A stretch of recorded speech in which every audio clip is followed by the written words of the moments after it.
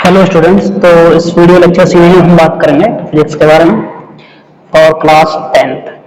मतलब 10th class के जो फिजिक्स है उसके बारे में हम पढ़ेंगे। और बेसिकली जो हमें पढ़ना है, ठीक है, फिजिक्स में, वो मैं बता देता हूँ आपको। जो चैप्टर साइंस में सबसे पहले पढ़ेंगे हम लाइट के बारे में। ठीक है, लाइट में दो चीजें हैं, एक है रिफ्लेक्शन और सेकंड है रिफ्रैक्शन। इसके बाद सेकंड है कलरफुल वर्ल्ड। ठीक है, मतलब एक तरीके से जो हमारा लाइट है उसी का एप्लीकेशन है सेकंड। ठीक है, थर्ड है हमारा चैप्टर इलेक्ट्रिसिटी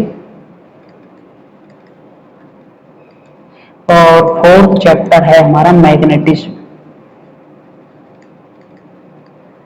और जो हम मैग्नेटिज्म में पढ़ेंगे वो पढ़ेंगे magnetic field due to current. ठीक है, और जो पांचवा चैप्टर फिफ्थ है वो हमारा सोर्स ऑफ एनर्जी। मतलब जो भी हम एनर्जी के सोर्स हम यूज कर रहे हैं उनमें से कितने सोर्स ऐसे हैं उनको दोबारा यूज कर सकते हैं, क्या फ्यूचर में हम कोई और नया सोर्स इन्वेंट कर सकते हैं, उनके यूज करने का फायदा क्या है, नुकसान क्या है, वो सब चीजें हम उसमें पढ़ेंगे। ठीक है, तो स्टार्ट करते हैं फर्स्ट चैप्टर से, लाइट। ठीक है, ये हमारा फर्स्ट चैप्टर है जो हम पढ़ेंगे, लाइट। तो लाइट के बारे में पहले इंट्रोडक्शन दे देते हैं कि जो इस चैप्टर में हमें पढ़ना है, ठीक है, वो दो चीजें ही हैं, एक रिफ्लेक्शन और दूसरा रिफ्रैक्शन। ठीक है, पहला हमें रिफ्लेक्शन पढ़ना है और सेकंड पढ़ेंगे हम रिफ्रैक्शन। और रिफ्लेक्शन में फिर हम पढ़ेंगे स्पेशली मिरर के बारे में। ठीक है, और रिफ्रैक्शन में पढ़ेंगे हम लेंस के बारे में। तो सबसे पहले हम डिफाइन करते हैं व्हाट इज लाइट। क्योंकि लाइट के बारे में पढ़ने जा रहे हैं तो ये पहले हमें पता होना चाहिए कि लाइट क्या है। ठीक है, तो एक एनर्जी की फॉर्म होती है जिसकी वजह से हम किसी भी ऑब्जेक्ट को देख पाते हैं। तो इसकी डेफिनेशन लिख सकते हैं, it is form of energy, form of energy which gives sense of vision। ठीक है, अगर लाइट होगी तो हम किसी ऑब्जेक्ट को देख पाएंगे, अगर लाइट नहीं होगी तो मोस्ट प्रोबेबली हम ऑब्जेक्ट्स को नहीं देख पाएंगे। ठीक है, दूसरी चीजों को नहीं देख सकते हम।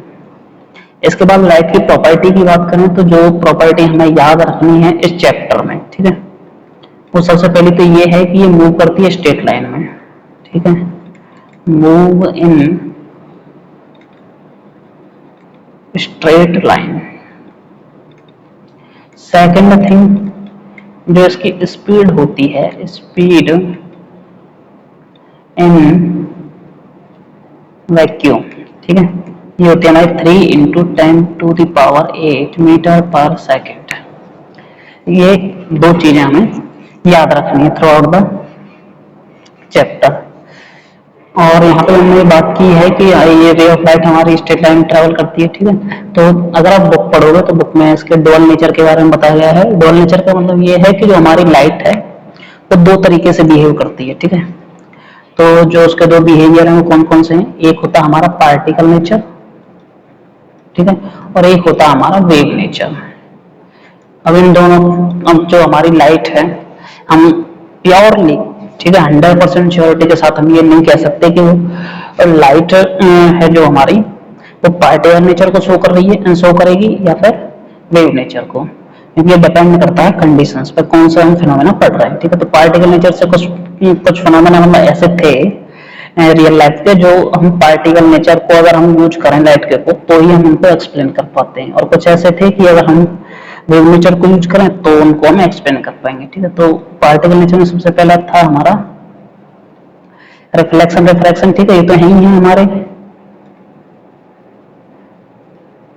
और इसमें जो मेन चीज थी हमारी वो थी हमारी photo electric effect. Photo electric effect. ठीक है, अब ये होता क्या है इसके बारे में नेक्स्ट क्लास में पढ़ेंगे। नेक्स्ट का मतलब है कि 11th क्लास में आप लोगों को मिल जाएगा फोटो इलेक्ट्रिक इफेक्ट क्या होता है।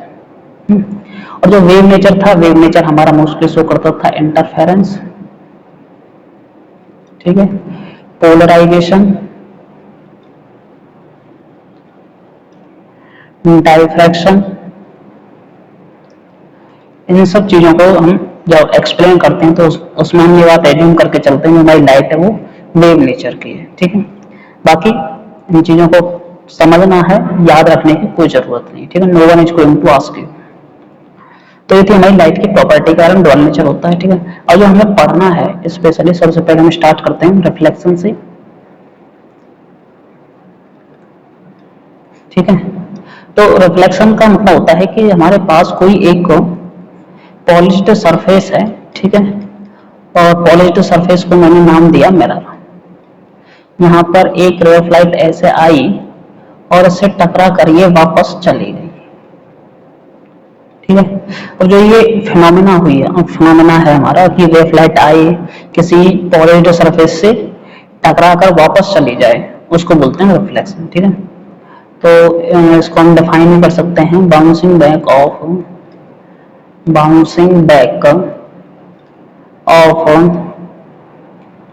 Ray of light after striking polished surface, ठीक है, पॉलिश्ड सरफेस, ठीक है। पॉलिश्ड सरफेस जो हम बेसिकली यहाँ पे बात कर रहे हैं वो बात कर रहे हैं मिरर की। ये बात भी याद रखनी है कि अभी हम मिरर के बारे में बात कर रहे हैं रिफ्लेक्शन के केस में। अब इसके बाद ये तो हमारे रिफ्लेक्शन की डेफिनेशन हो गई, ठीक है। अब इसमें रिफ्लेक्शन में कुछ लॉ होते हैं, ठीक है। तो वो जो लॉ है वो हम पढ़ लेते हैं, लॉज ऑफ रिफ्लेक्शन, ठीक है। तो इसमें हमारे दो लॉ होते हैं, ठीक है। तो सबसे पहले हम ये बात देख लेते हैं कि कैसे कैसे हैं। ये हमारी एक रे ऑफ लाइट है, यहाँ से ऐसे हो गई, यहाँ पर एक हमने परपेंडिकुलर ड्रॉ कर दिया, इसको हम पॉलिश कर देते हैं। जो ये वाली लाइन है, ठीक है, जिसके ऊपर हमने पॉलिश की है, ये होती है हमारी मिरर, ठीक है।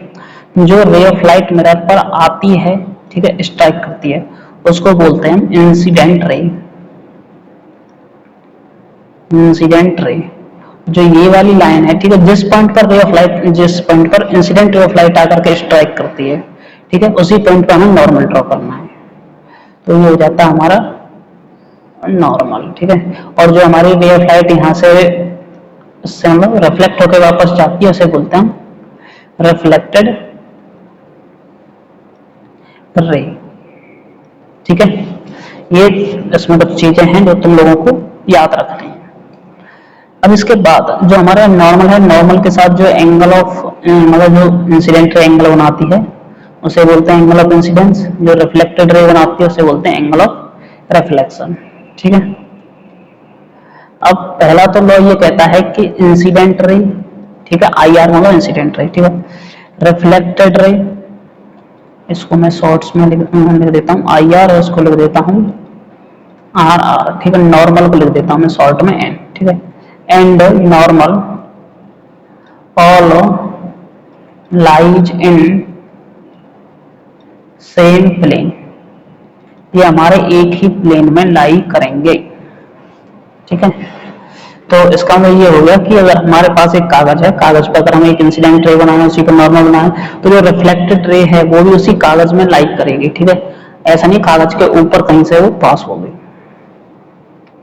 ये होता है हमारा फर्स्ट लॉ। सेकंड लॉ कहता है कि जो हमारा एंगल ऑफ इंसिडेंस है वो इक्वल हो जाएगा एंगल ऑफ रिफ्लेक्शन के, ठीक है। मतलब i equal to r, angle of incidence equal angle of reflection, ठीक है। ये दो हमारे लॉ हैं जो हम यूज करेंगे, ठीक है। तो जो नेक्स्ट वीडियो होगी, नेक्स्ट वीडियो में मिरर के बारे में बात करेंगे, और जब भी हम इमेज फॉर्मेशन करेंगे रिफ्लेक्शन का यूज करते हुए, तो वहां पर हमें हमेशा ये चीज याद रखनी है कि जो हमारा ये लॉ है angle i equal angle r, ठीक है, ये हमारा यूनिवर्सल ट्रुथ है, इसको यूज करना है हमें, ठीक है। ठीक है, बाकी आई होप कितना आप लोगों को समझ में आया होगा। अगर इसमें कोई डाउट है तो कमेंट बॉक्स में लिखें, ठीक है, और मैं टाइम निकाल करके आपको क्वेश्चंस का जवाब जरूर दूंगा। ठीक है, तो मिलते हैं फिर नेक्स्ट वीडियो में।